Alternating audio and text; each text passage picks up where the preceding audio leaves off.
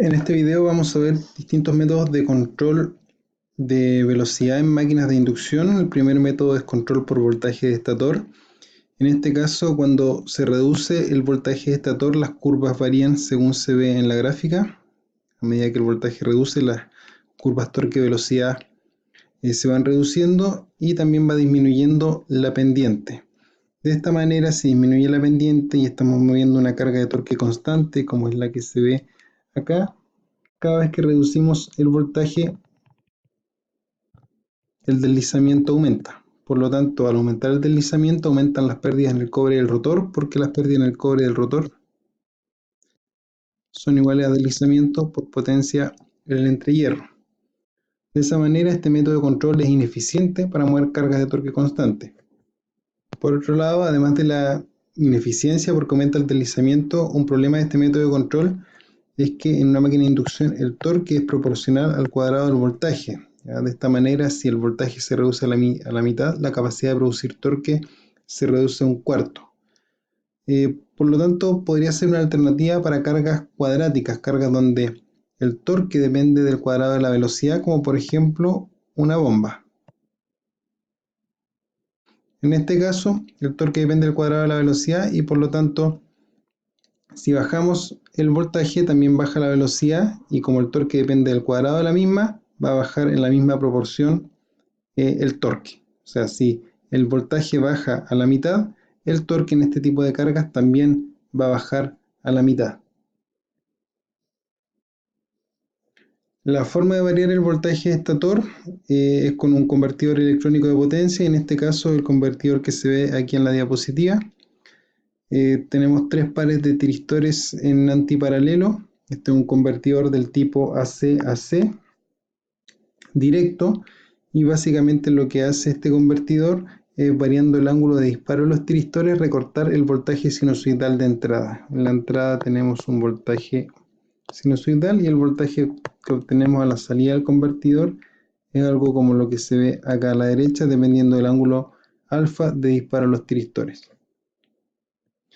En particular, este convertidor no se utiliza para variar velocidad en estado estacionario, sino que más bien solamente en el arranque, y este convertidor en sí se denomina convertidor suave. Básicamente lo que hace es aplicar una rampa de tensión en el arranque de una máquina de inducción de manera que las corrientes no sobrepasen algún determinado valor y que la velocidad aumente de manera controlada. El voltaje que aplicaría un partidor suave en el arranque es algo de esta forma. Esto es tiempo, voltaje, y aquí tenemos voltaje nominal. El voltaje parte en un cierto valor de manera de poder partir con torque. No es bueno partir en cero. La máquina parte con torque para poder mover la carga y de ahí el voltaje aumenta en forma lineal, variando el ángulo de disparo de los tiristores hasta un determinado tiempo ajustable, que vendría siendo el tiempo de arranque de la máquina. En general, el método de control de velocidad mediante variación de tensión de estator no es muy utilizado. Una por lo que se mencionó anteriormente, que la eficiencia no es buena, y otra porque el rango de control de velocidad que permite es muy poco. Variando tensión de estator es poco lo que se puede modificar la velocidad en una máquina de inducción. El método más utilizado es el control por frecuencia de estator. Y en este caso, los convertidores electrónicos que se utilizan son básicamente inversores o variadores de frecuencia. Un inversor es un convertidor de DC a AC y un variador de frecuencia es un convertidor de AC a AC, pero con una etapa intermedia de corriente continua. Hablando un poco acerca de inversores del tipo fuente de voltaje, tenemos acá una pierna inversora. Hay que mencionar que este punto central en realidad es ficticio porque en la práctica los inversores traen solo un condensador grande, no traen dos condensadores. Y acá los interruptores se modelan normalmente con estrategias de modulación por ancho de pulso, PWM, y otra cosa importante es que los interruptores de una pierna operan en forma complementaria. Ya, si el interruptor de arriba está cerrado, el interruptor de abajo debe estar abierto y viceversa. Esto es totalmente necesario para evitar un cortocircuito de la fuente DC o de los condensadores. Por otro lado, estos transistores o estos interruptores que se muestran acá como interruptores ideales, en la práctica son típicamente transistores bipolares de compuerta aislada, IGBTs.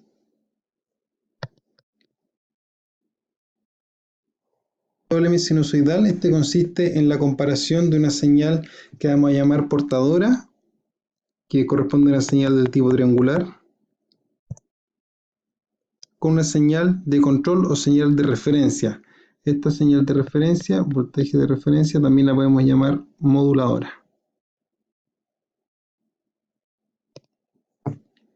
El control en PWM sinusoidal consiste en que si la sinusoide es mayor que la triangular, entonces cerramos un transistor. O sea, en este caso, por ejemplo, tenemos la sinusoide es mayor que la señal triangular y por lo tanto un transistor se cierra. Cuando el voltaje de la triangular es mayor que el voltaje de la moduladora, entonces el transistor se abre. ¿Cuál transistor? En realidad lo mismo, porque los transistores de una pierna operan en forma complementaria. Esto que se está mostrando acá corresponde básicamente a la señal de salida de un inversor del tipo medio puente monofásico.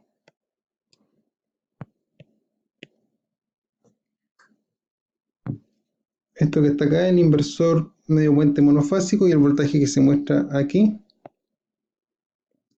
corresponde al voltaje entre el punto central, entre los dos condensadores y el punto de salida, voltaje VA0.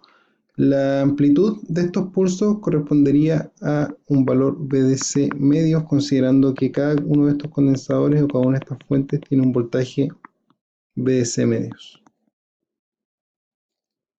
Por lo tanto, en este caso la señal varía entre VDC medios y menos VDC medios, según los interruptores que estén abiertos o cerrados.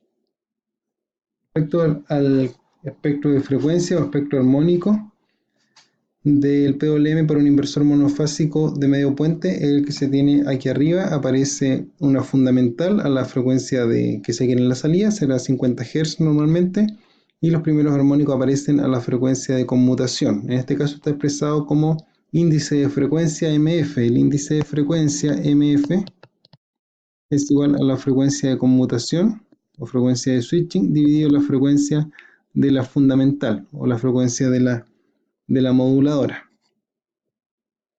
frecuencia de la fundamental. Los siguientes armónicos aparecen al doble de la frecuencia de conmutación y así sucesivamente. Una cuestión importante para el inversor monofásico de medio puente es que el voltaje peak, el valor peak de la fundamental de salida es igual a un valor M por VDC medios, donde M es lo que llamamos un índice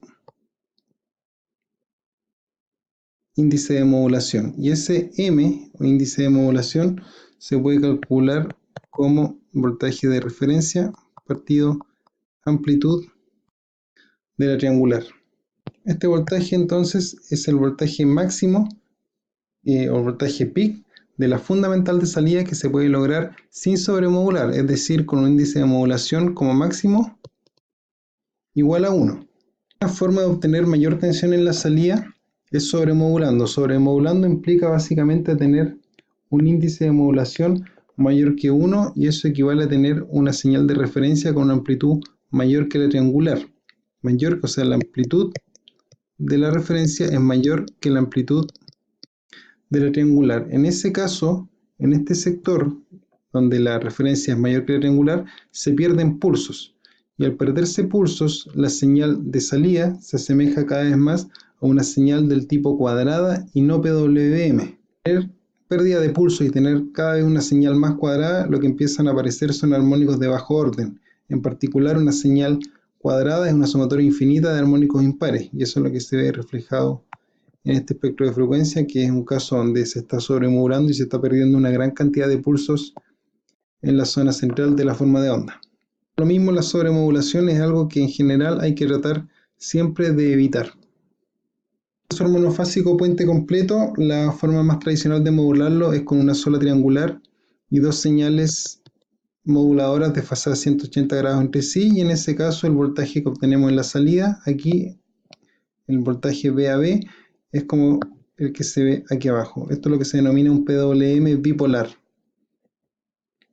Una particularidad y una característica única del inversor monofásico de puente completo usando PWM del tipo bipolar es que los armónicos no aparecen a la frecuencia de conmutación, sino que aparecen al doble de la frecuencia de conmutación. Básicamente aquí podríamos estar conmutando estos transistores a 1 kHz, estos transistores también a 1 kHz, pero la carga va a haber una frecuencia efectiva de 2 kHz, lo cual es súper positivo porque siempre es bueno desplazar el contenido armónico lo más a la derecha posible, de manera que la forma de onda que se obtiene sea, ojalá, una sinusoidal pura. Este inversor, el voltaje máximo de la fundamental de salida es el doble que para el caso del medio puente. Es M por VDC o por ED, donde ED es el voltaje de alimentación DC del inversor. Tenemos el inversor trifásico.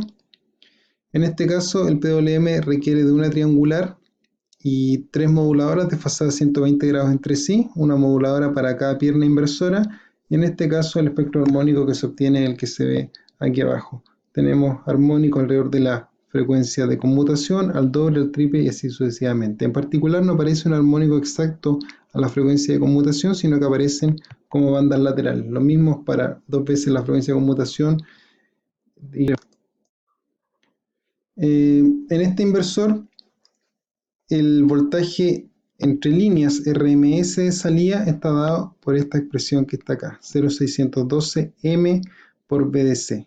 Es el voltaje RMS de línea de la fundamental de salida. Ya no es el voltaje peak como en las ecuaciones que se habían mostrado anteriormente para los inversores del tipo monofásicos.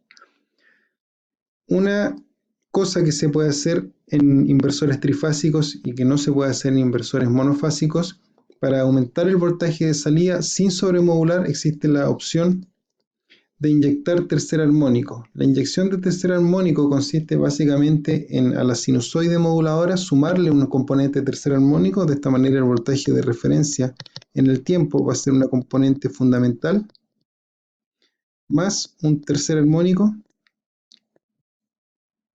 seno de 3 omega t más algún ángulo de fase phi. Y al sumarle este tercer armónico, lo que se hace es en las partes donde podría haber existido sobremodulación, como tenemos sumado un tercer armónico, la señal moduladora se achata y por lo tanto el pulso que anteriormente aquí se perdía, ahora ya no se pierde. Seguimos obteniendo el pulso.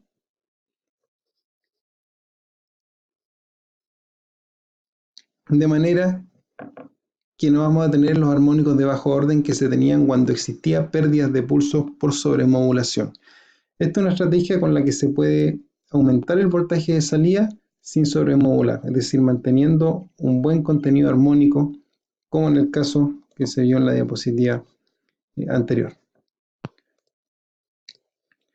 El tercer armónico no aparece en los voltajes de línea, sí va a aparecer en los voltajes de fase, pero en los voltajes de línea no aparece debido a que el tercer armónico es un voltaje de secuencia cero. Eso significa que el voltaje de tercer armónico que vamos a inyectar en la fase A es igual al voltaje de tercer armónico de la fase B y es igual al voltaje de tercer armónico de la fase C. Por lo tanto, al buscar un voltaje de línea BAB, eso es igual a BA menos BB, los terceros armónicos desaparecen. Por lo tanto, entre líneas obtenemos solamente una fundamental. Eso sería todo respecto a modulación del tipo PWM, el tipo de modulación que queda, pero que no vamos a ver en este video es la modulación por vectores espaciales, que básicamente una de sus características es que permite sacar aún más voltaje en la salida que con el método anterior.